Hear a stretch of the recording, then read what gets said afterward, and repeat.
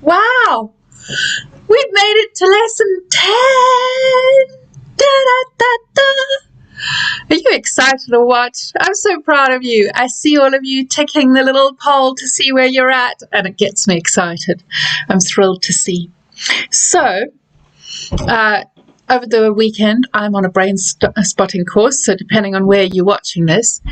And next week, starting on the 16th, no, the 9th, I'm going to be celebrating all of you who've done it. So there's a survey in the comments or in the thing about the video with the survey link, and I want to hear how it's been for you so that I can celebrate you on Tuesday. So leap in and share with me what you've created, how things have shifted. I want to celebrate you. Right, so let's get on with this. First, we're going to look at, we've done a lot of like all the, looking at different triggers, but what is really essential to get us out of bed in the morning is knowing who we are and what we want to become. So the first step in this, number one, is to go, what is my vision? So you've gone through this whole thing. You now know that Tame the Triggers is not about repressing yourself and going, what do you need, and keeping it silent. It's asking, what do you need, so you can use whatever your complaint or upset is to see what you care about and what you want to create in the world. You can see that it's about having authentic relationships where you're sharing deeply with each other of what you feel and you need, and having a deep connection with yourself, your family, your relationships. What does that look like for you? What would that feel like? How would that be like to have that level of care, compassion, curiosity, connection, and responsiveness in your relationships? Describe a day in your life where your vision is being attained of how you want to be accessible, engaging, and responsive in relationships. What would that look like? How you deal with conflict and issues that arise together. Not repressing and silencing, not reacting, but in between, a wholesome sharing of what you feel and what you need. When you can do that for yourself, you can do that with others, and it becomes so much easier. All right, the next thing is we want to look at where we are on the journey. So I'm going to just quickly share with you a little sheet that I've created on what I found to be the stages of healing. So let's look at this. The first is surviving. You notice that you're different, but you still think you're bad.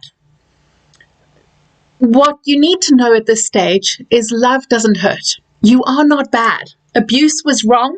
You didn't deserve it. No matter if, like me, you have all sorts of neurodiversities, you still deserve to be treated with love.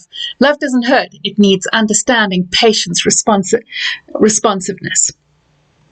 So are you there? Are you just waking up to the point that you went, oh, I'm not bad. This was wrong. And you're just in the place where you triggered all the time. Stage 2 is awakening. You now realize, I'm living the impact of abuse. This wasn't me. This is the impact of abuse. This isn't me. This is the impact of the abuse. So in this stage, what's really important is a step is understanding what abuse is. There's a video in there of what is emotional abuse and the impact of abuse. That might be your next step. Number 3 is staggering. You start to get healthier, but you stagger back a lot to patterns of abuse, and you don't know how to shift them. You want to stop this programming. Your first step at this stage is getting safe and getting calm, because when you get safe and calm, you're able to respond well. Sure, there'll be moments that you might not, but on the whole, in this stage, you learn to get safe and calm. The 4th stage is processing. You choose to heal, and you know that you want better. So now you've got safe and calm. You know the skills, and you're growing the skills of empathy and how to welcome what is there and engage with it and work through it with deep empathy. Then the 5th stage is loving. You're growing secure attachment within yourself, within other people, with your kids, with your job. There's a responsiveness, attunement, and you're rewiring everything in the past and in the future with love, with goodness, so that you feel excited by the future. And when you look back at the past, you're not savaged by upset like you were. You're able to see what you want to rewire with love. You might feel parts of you that are hurting, but you can love yourself deeply at every step. The 6th stage is discovering. This stage is weird because suddenly you get into it and you get hit into the darkness, and it goes into this dark night of the soul, because all of you were who you were programmed to, just falls away, and then you don't know who you are. And at this place, you can choose who you want to be. So you exploring yourself beyond the abuse, your gifts, your talents. And then the 7th stage is creating. This is where you come to authentic, purposeful living. It's not like smiley, nice and happy. It's dealing with the conflict, dealing with the upsets in life, celebrating, being connected, living your gifts, serving with wonder, with love, with goodness.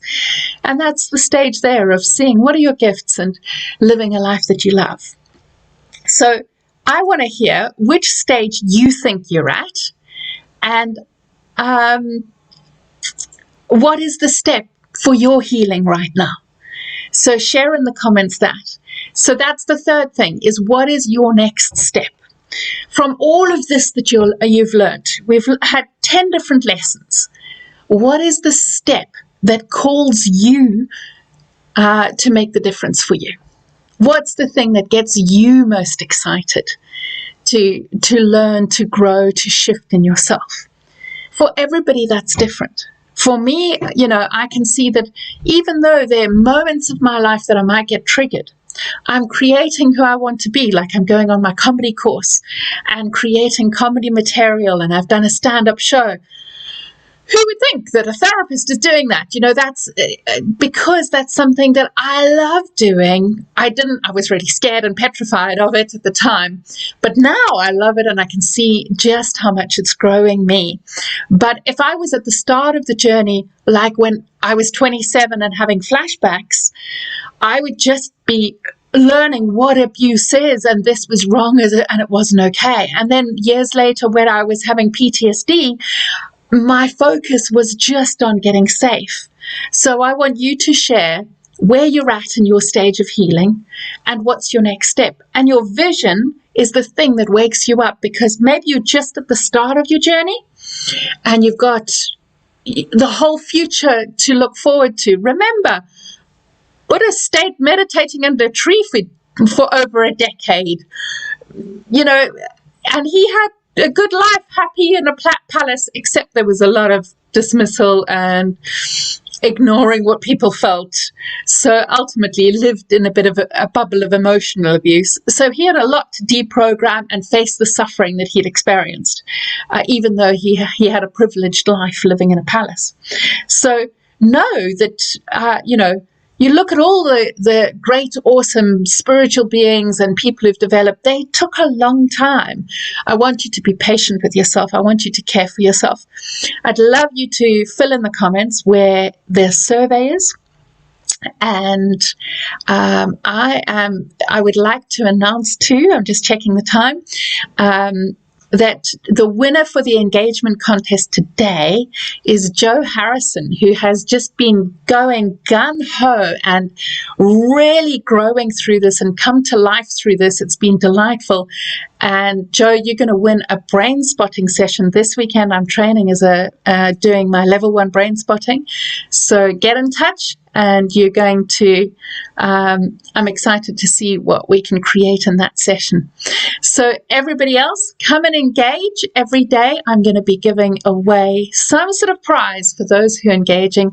And I'm excited to see who wins and who, and how you learn and grow from each other. Come and share in the group. All right, I am sending you all love. I don't want to go over 10 minutes. Please fill in the survey about what you've experienced in the Tame the Triggers, and I want to hear your vision, your stage of development, and the next step for you. Sending you so much love. Make sure you put next Tuesday into your diary. If you have not in the calendar, it is at, let me see the time on Tuesday, celebration 7 p.m. UK, 2 p.m. Eastern time. I'm going to be celebrating you, so I want your wins in the survey so that I can celebrate you in our final celebration next Tuesday. All right, I'm sending you love. See you then. Bye-bye.